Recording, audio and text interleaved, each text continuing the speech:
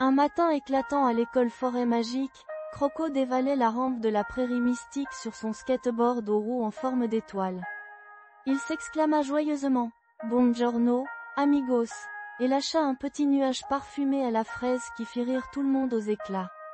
Herman, l'hippopotame chef créatif, expérimentait avec une recette de pizza extravagante. Il plaçait des chamallows sur une pizza au chocolat et au cornichon lorsque Bongo, l'éléphant batteur maladroit, entra dans la cuisine en battant un rythme entraînant avec sa trompe. Alors qu'il terminait son roulement de tambour, Bongo appuya son gros pouce sur la pizza et cria « J'aime ». La pizza brilla, tourna dans les airs et lança un « squeak ». Avec un rebondissement, elle atterrit parfaitement sur le plat. Des rires résonnaient dans la cafétéria. Pendant ce temps, Kevin le taureau, propriétaire du bar préféré des jeux, préparait un sandwich géant à 11 ingrédients. Trébuchant par accident sur la porte mystérieuse menant à la salle des chips, il fut surpris de la voir ouverte, il avait oublié que c'était son anniversaire. De retour à l'école Forêt Magique, le sac magique de Croco bourdonna. Il en sortit un casque spatial brillant. « Il est temps pour une aventure spatiale surprise », annonça-t-il. Son sac révéla un four à pizza en forme de fusée. « Nous allons cuire notre pizza spéciale au cœur d'une étoile », déclara Croco. Animés par leur imagination, les amis se lancèrent dans leur aventure galactique. Ils s'entraidèrent, naviguèrent à travers des astéroïdes scintillants et échappèrent de justesse à un trou noir de gelée.